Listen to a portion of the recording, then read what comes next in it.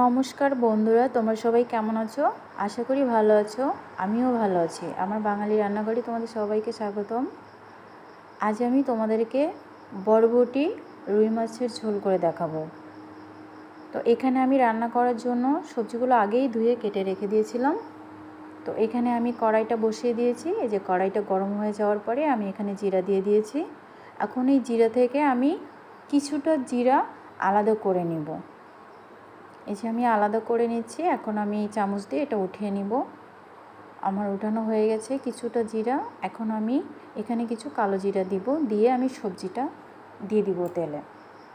সবজিটা তেলে দেওয়ার পরে এটা আমি কিছুক্ষণের জন্য হালকা করে ভাজা করে নেব।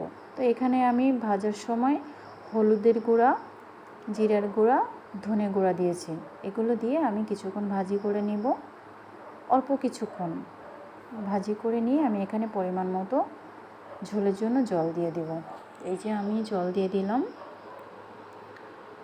বন্ধুরা, আমি এখানে কোনো মশলা ছাড়াই রান্না করছি, এই জন্য আমার আর আলাদা করে কষানো লাগেনি। আমি কিছুক্ষণ ভাজি করেই পরিমাণ মতো জলটা দিয়ে দিয়েছি আমার তরকারির জন্য।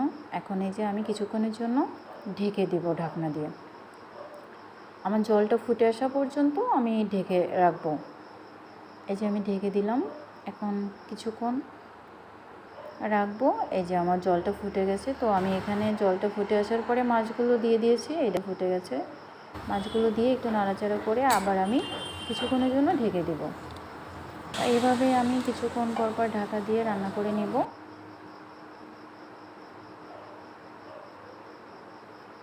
অল্প কিছুক্ষণ পর আমি দেখব, ঢাকনা উঠিয়ে একটু নাড়াচাড়া করব, করে আবার ঢেকে দেব, দিয়ে রান্না করে নেব। তো বন্ধুরা, তোমরা এখানে চাইলে তোমরা মশলা দিয়েও রান্না করতে পারো, বা আমার মতো করেও তোমরা একটু রান্না করে দেখতে পারো যে কোনটা ভালো লাগে। আমার মনে হয় যে কম মশলায় তরকারি খাওয়াটা না স্বাস্থ্যের জন্য খুবই ভালো। তো আমি কিন্তু একদম ঘরোয়া পদ্ধতিতেই রান্না করছি। তো তোমাদের যদি আমার রান্নাটা ভালো লাগে তো তোমরা এভাবেও একবার করে দেখতে পারো।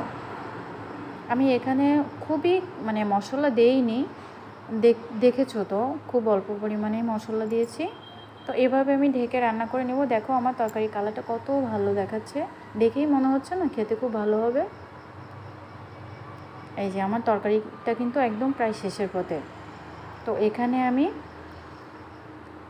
এই যে তরকারিটা হয়ে গেছে, এখন আমি পাত্রে নামিয়ে নিব। তো এই যে দেখেন আমার তরকারি ফাইনাল লুকটা। যদি আমার ভিডিওটা তোমাদের ভালো লাগে তাহলে আমার চ্যানেলটাকে সাবস্ক্রাইব করে, লাইক, কমেন্ট, শেয়ার করে আমার পাশে থাকবে।